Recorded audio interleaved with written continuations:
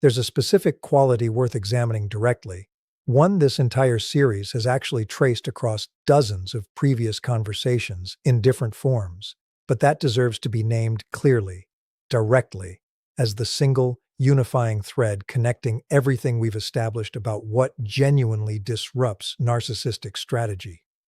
Today, we're tracing exactly what this one quality is, why every other quality we might imagine, kindness, intelligence, success, beauty, ultimately matters considerably less than this specific one, and why understanding it changes how you interpret everything about your own healing journey. The one quality a narcissist cannot stand: genuine self-sufficiency. Not simply independence in the practical sense, but something considerably deeper, a settled, internal state where your sense of worth, your sense of stability, and your sense of completeness no longer depend on external confirmation of any kind, including his. Remember everything we've traced throughout this entire series about the hollow core at the center of narcissistic identity, the specific absence of internally generated stability that requires external material to feel coherent and real. Here's what makes genuine self-sufficiency so uniquely intolerable to this specific psychological structure. It represents the exact opposite of what his own psychology is capable of achieving, and encountering it directly, sustained over time, forces an unconscious confrontation with this gap that his defensive architecture has no capacity to successfully manage. Here's why every other quality proves considerably more tolerable, even attractive, to narcissistic psychology. Remember everything we've traced throughout this entire series about what narcissists actually seek in partners. Kindness, intelligence, success, beauty, these qualities, however genuinely admirable, remain genuinely compatible with continued dependence on external validation. Someone can be kind, intelligent, successful, and beautiful while still requiring his approval, still organizing significant portions of their own identity around his reaction, still remaining, at some fundamental level, dependent on external confirmation for their own sense of worth. In fact, remember everything we've traced about idealization specifically. These exact qualities often make someone more attractive as a target precisely because they provide richer, more valuable supply, while the underlying dependence remains fully intact and fully exploitable. Genuine self-sufficiency operates entirely differently, and this difference explains why it uniquely proves intolerable.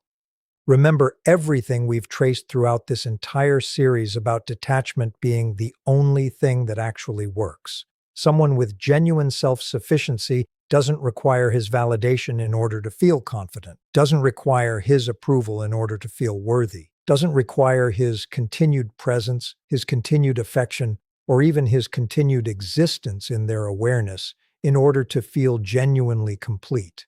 This represents something his psychology has literally no framework for successfully processing, because his entire operational strategy depends on the assumption that everyone, at some fundamental level, requires external confirmation the way his own psychology does. Here's what makes this quality so specifically, uniquely disruptive rather than simply inconvenient. Remember everything we've traced throughout this entire series about how his sense of significance depends on being able to affect people, to produce reactions, to confirm his own relevance through his impact on others. Genuine self-sufficiency doesn't just fail to provide this confirmation. It actively, quietly demonstrates that this confirmation was never actually necessary in the first place, that a person can be genuinely, completely whole without requiring exactly the kind of external validation his entire psychological survival strategy depends on securing. Here's why this proves so uniquely intolerable, rather than simply neutral or disappointing to him. Remember everything we've traced throughout our conversation about emotional awakening producing something more dangerous than narcissism itself. Genuine self-sufficiency, encountered directly and sustained over time, doesn't simply fail to feed his psychology. It quietly, involuntarily reveals the limitation at the center of his own structure, the fact that he has never developed and perhaps cannot develop this same internal completeness, this same freedom from requiring external confirmation in order to feel genuinely secure. Let's trace exactly what happens when a narcissist encounters this specific quality directly, sustained over time, because understanding the predictable, observable sequence reveals why genuine self-sufficiency proves so much more disruptive than any deliberate tactic or clever strategy this entire series has traced throughout dozens of previous conversations. Here's the first thing that typically happens: escalating attempts to produce dependence where none currently exists. Remember everything we've traced throughout this entire series about how narcissistic strategy depends on identifying and exploiting exploitable need. When his usual tactics for identifying this need fail, connecting extensively to everything we traced throughout our conversation about the moment he realizes you weren't the easy target he thought. His psychology typically responds not by accepting this absence, but by intensifying efforts to manufacture it artificially. Increased charm, increased attention, increased performance specifically designed to create the dependence that genuine self-sufficiency has successfully prevented from developing naturally. Here's the second thing that typically happens: connecting to everything we've traced throughout our conversation about narcissists staying silent around super empaths, genuine, observable discomfort in sustained proximity. Remember what we established about how his instinctive pattern recognition system registers this specific quality almost immediately, often producing withdrawal or avoidance rather than the more typical pursuit his strategy usually deploys. This discomfort isn't simply strategic recalculation.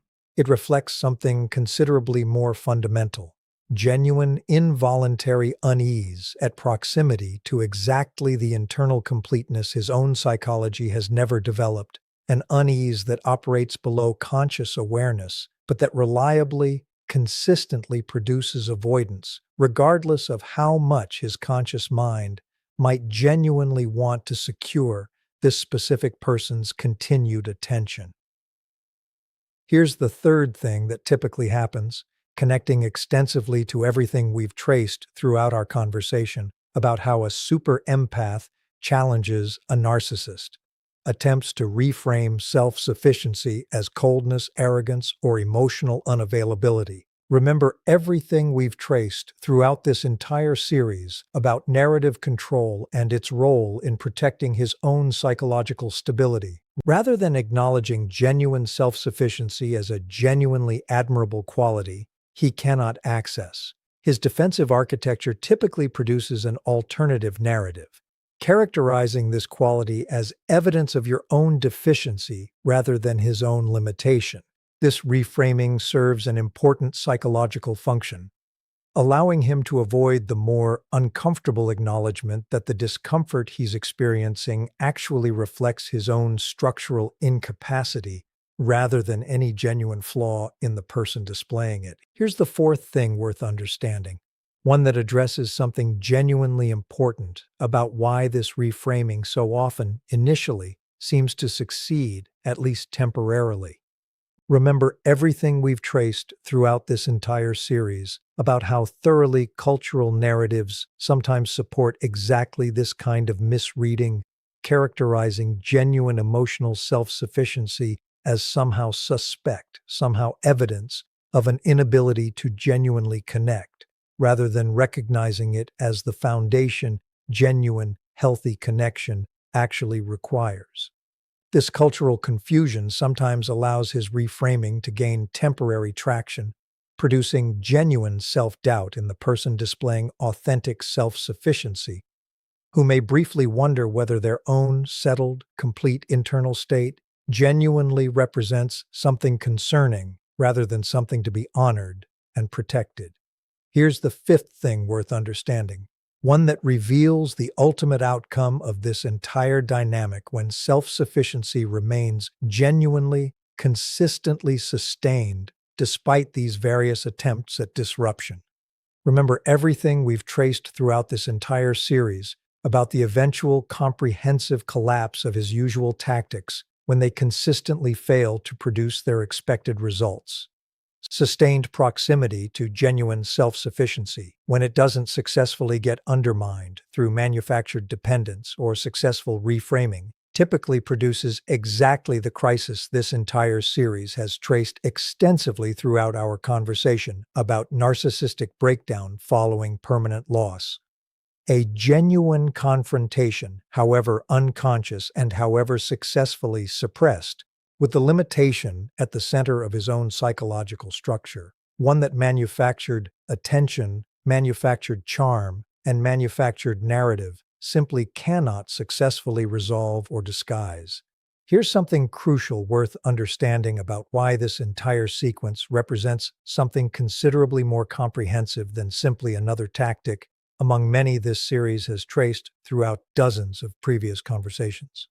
Remember everything we've established about how every specific manifestation of narcissistic strategy, the love bombing, the gaslighting, the triangulation, the narrative reconstruction, ultimately serves the same underlying purpose: securing the external validation his own psychology cannot generate internally.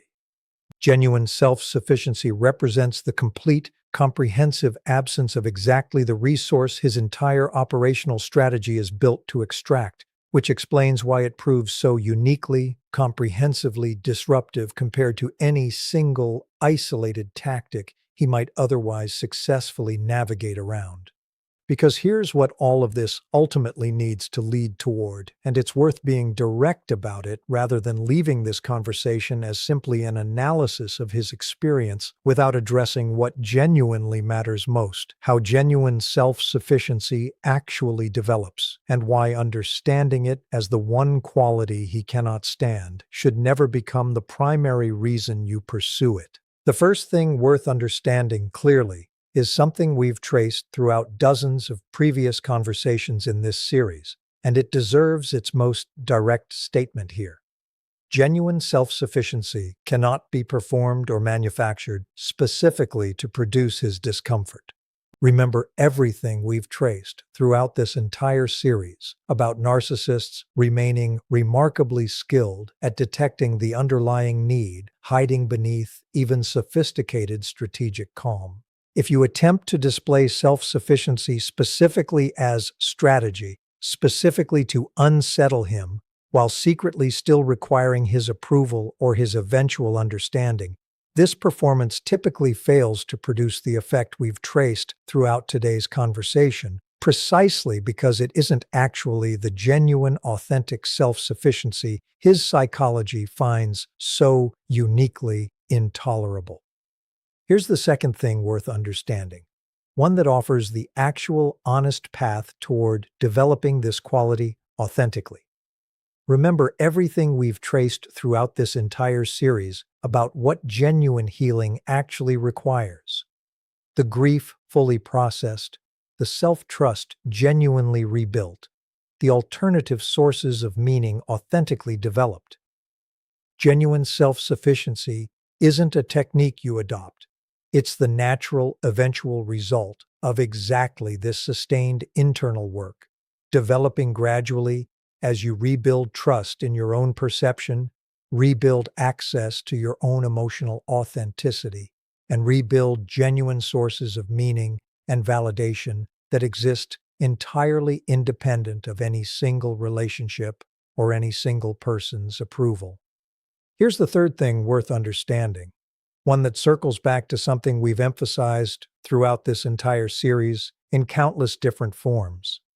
The genuine value of developing self-sufficiency was never actually about its effect on any narcissist you might encounter. Remember everything we've traced throughout dozens of previous conversations about how the disruption to narcissistic strategy represents an incidental byproduct of genuine wholeness, never its actual purpose. Self-sufficiency matters because it represents genuine freedom. Freedom from requiring anyone's approval in order to feel worthy. Freedom from organizing your own daily experience around someone else's reaction. Freedom to move through the world grounded in your own settled, complete sense of self rather than dependent on external confirmation that may or may not ever reliably arrive. Here's the fourth thing worth understanding, one that addresses something important about how this quality relates to genuine, healthy connection with people who actually deserve your trust and your vulnerability.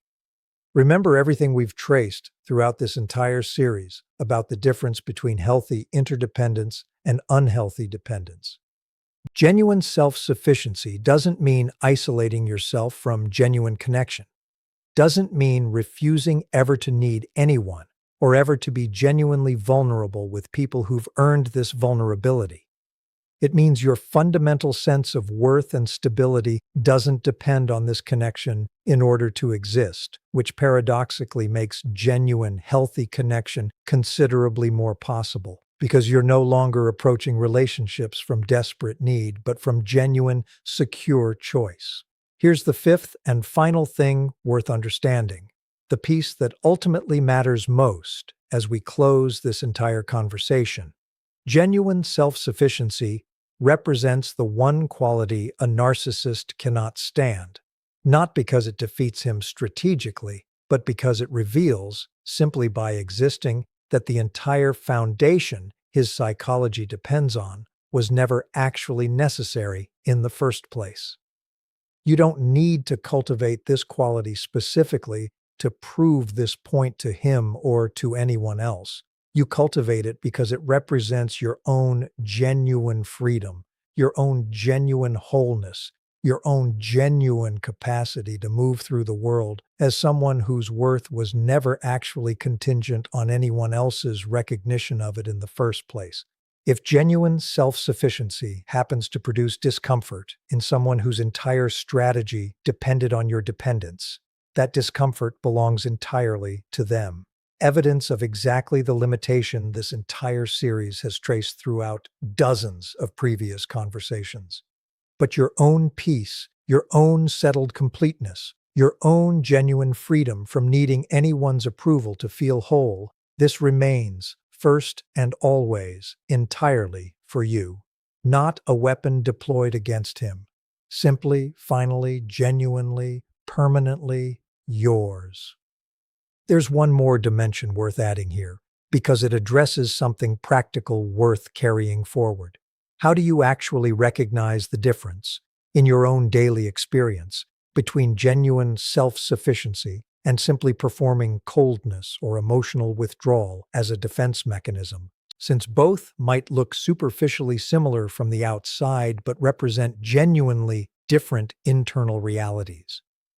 Remember everything we've traced throughout this entire series about the crucial distinction between authentic detachment and defensive numbing. Genuine self-sufficiency includes full, complete access to your own emotional life. You still feel joy, still feel sadness, still feel genuine warmth toward people who've earned it, still experience the full spectrum of human emotion available to anyone genuinely alive and genuinely engaged with their own experience. What's different isn't the presence or absence of feeling. It's whether that feeling requires anyone else's confirmation in order to feel legitimate and complete. If you find yourself genuinely unable to feel joy, genuinely unable to access warmth, even toward people who deserve it, genuinely walled off from your own emotional experience entirely, this likely reflects defensive numbing rather than the genuine, full self-sufficiency this entire conversation has traced throughout today's discussion. Here's a practical way to check which one genuinely describes your own current state. Notice whether you're capable of genuine, uncomplicated delight at something wonderful happening to someone you love, without any accompanying calculation about what this means for you or what it requires of you in return. Genuine self-sufficiency preserves this capacity fully. Defensive numbing often diminishes it considerably because numbing doesn't selectively block only the vulnerable, exploitable feelings.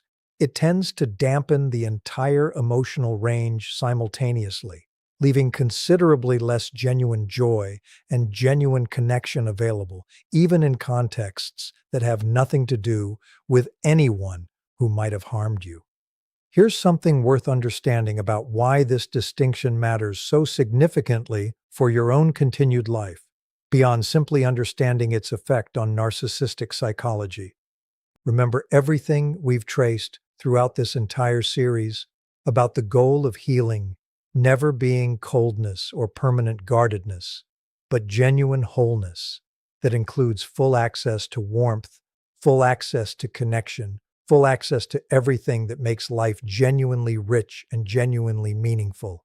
If you find yourself developing something that resembles self-sufficiency, but that actually feels more like a diminished, narrowed emotional range, this deserves genuine attention and likely benefits from the kind of professional support this entire series has referenced throughout many previous conversations. Distinguishing between genuine, healthy healing and a defensive adaptation that, while protective in certain limited ways, ultimately costs you access to the full, rich life this entire series has consistently traced as the actual goal underlying everything we've examined. Here's a final consideration worth carrying forward from everything we've traced throughout this entire conversation, one that addresses something important about patience with your own developing self-sufficiency, particularly if you're currently somewhere in the middle of this process, rather than having already fully arrived at the complete settled state we've described throughout today's discussion. Remember everything we've traced throughout this entire series about genuine change requiring sustained practice over considerable time. Self-sufficiency, in the genuine, complete sense this conversation has examined, typically develops gradually through accumulated practice at trusting your own perception, accumulated practice at tolerating discomfort without requiring immediate external reassurance, accumulated evidence that your own internal sense of worth can genuinely hold steady even without someone else's constant confirmation. This is ultimately the most important thing to carry forward from this entire conversation. Genuine self-sufficiency represents the one quality a narcissist cannot stand, but more importantly, it represents the one quality that ultimately, genuinely liberates you. Not from connection, not from love, not from the full richness of human relationship, but from the specific, exhausting dependence on approval that once determined so much of your own daily experience, your own sense of worth, and your own capacity for genuine peace. Whether or not any narcissist ever encounters this quality in you, whether or not it ever produces any observable discomfort in anyone whose strategy depended on your dependence, this quality remains worth developing entirely for its own sake, entirely for what it makes possible in your own continued genuinely whole, genuinely free life. You are becoming someone who doesn't require anyone's permission to feel complete. That becoming, however gradual, however much patience it still requires, represents the truest, most lasting victory available throughout this entire journey. Not victory over anyone else, but victory over the specific, exhausting dependence that once determined far too much of your own sense of self, now finally, genuinely, permanently reclaimed as entirely, completely, unshakably your own.